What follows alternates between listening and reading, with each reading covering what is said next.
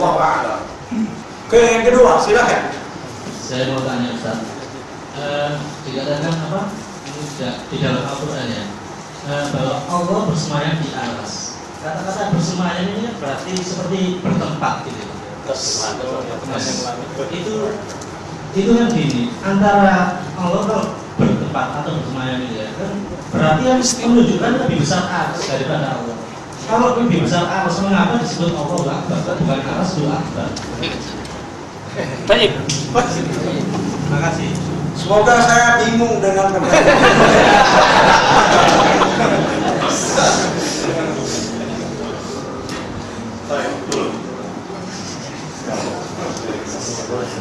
Ingin saya jelaskan. Yang pertama bahwasannya arsy itu tempat kemuliaan. Itu pertama. Allah itu al-kabir. Yang kabir itu zatnya. Berbeda dengan tukang. Ya. Tukang itu miskin. Dia bisa membangun apartemen, tapi tidak bisa bangun untuk rumahnya yang bagus. Karena dia miskin, bodoh. Sekecil itu pun dia nggak bisa bikin rumahnya yang bagus. Pasti reot rumah tukang itu. Ya kan? Yang kaya pemborongnya. Allah, kalau dia tidak bisa membuat tempat dia yang lebih indah, berarti dia tidak punya kekuasaan apapun, lemah. Kalau dia bisa membuat tempat yang lebih kecil dari dirinya, dia tidak berkuasa. Ngapain beribadah kepadanya? Dia harus membuat sesuatu lebih besar daripada dirinya, baru dia cerdik. Tidak seperti republik ini, kalau dia mau menyiksa orang, dia bikin penjara pas ukuran orangnya. Apa milik kekuasaan Anda? Anda tidak punya kuasa. Kalau dia berkuasa, maka makhluk yang paling gede itulah tempatnya Allah, arsy-nya. Selain daripada itu kecil. Kalau dia pakai logika Anda, dia bodoh.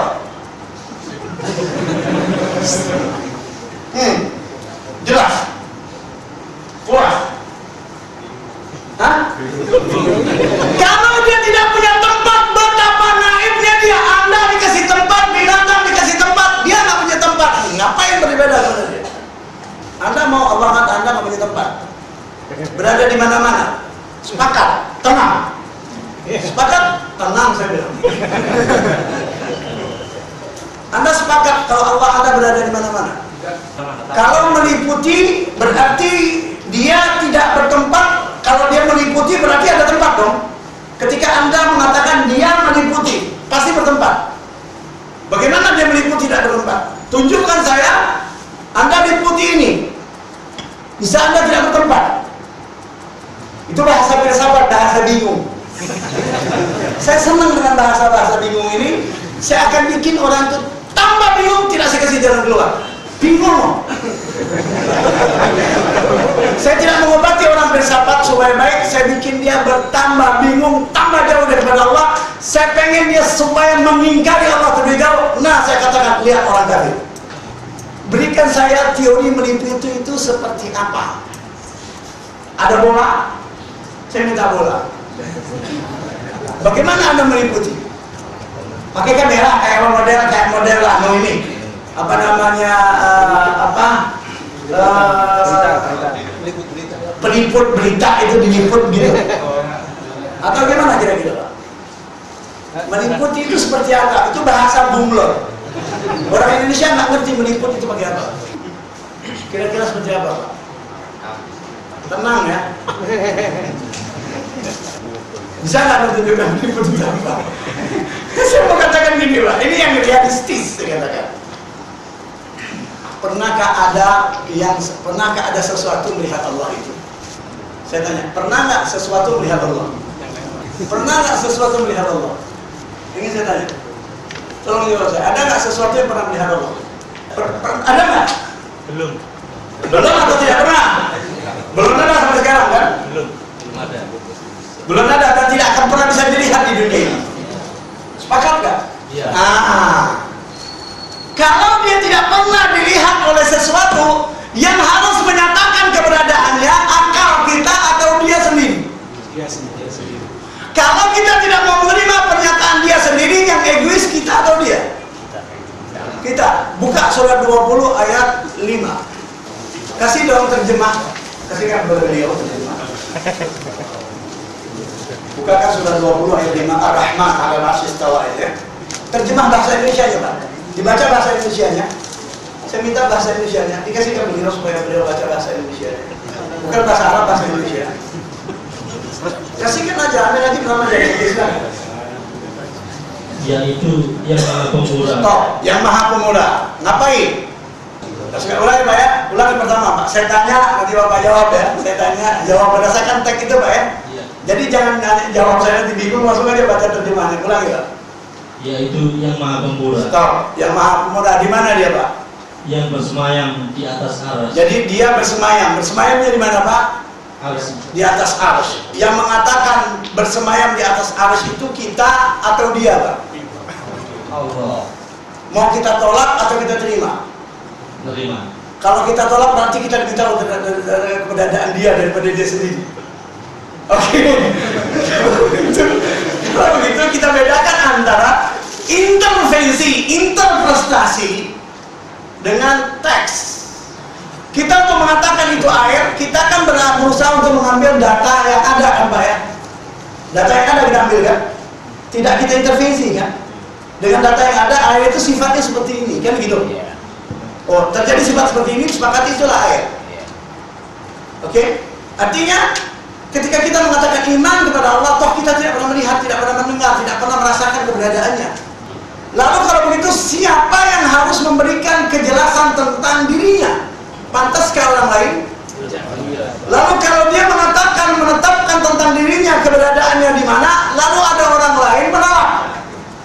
Yang kedua Pak, sebenarnya saya mau jelaskan apa arti istiwa, bukan semayam. Apa arti semayam? Mungkin Anda bingung dengan semayam. Semayam itu bahasa Indonesia, sebenarnya dia dari bahasa Hindu, tidak jelas. Kalau raja bersemayam di mana Pak? Di singgasananya, kursi kemuliaannya kan? Nah, kalau mayit disemayamkan di mana? Di rumah duka. Raja bersemayam duduk, berdiri, baring. Duduk. Mayat disemayamkan berdiri, baring, duduk. Allah tidak baring, tidak duduk. Dia berdiri di atas arsy-Nya. Jadi kesalahan terjadi. Allah tidak duduk seperti raja duduk di kursinya. Walaupun di dalam arsy itu ada kursi, dia tidak duduk. Tidak pula berbaring seperti mayit di rumah duka. Tetapi dia berdiri dengan berkata Al-Qayyum, jamak daripada Qaim yang akan duduk. Qayyum tidak pernah duduk, berdiri.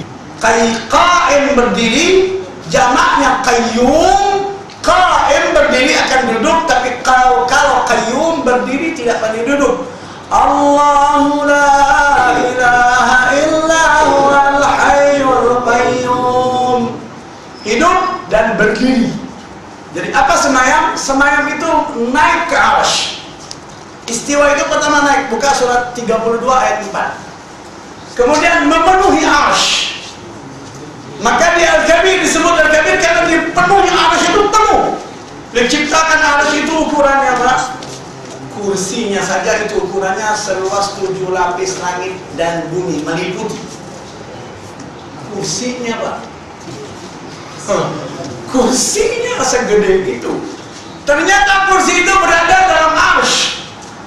Jarak antara arsy ke sudut kanan itu perjalanan 500 tahun. Innalillah. Itu ada hadis tentang itu. Jadi saya sarankan Anda membaca kitab Tauhid. Kalau menurut hitungan matematik berarti kalau tempat berarti bisa diukur sama dengan kita, salah. Itu sistem matematik. Saya pernah diserang orang itu waktu saya di Jakarta di satu seminar forum, saya diserang dengan orang seperti itu dan saya ketawa. Bahwasanya tidak harus bingung. Kalau berdasarkan rumus matematik berarti dia tidak layak dikatakan akbar. Seharusnya arsy yang dikatakan akbar. Keliru.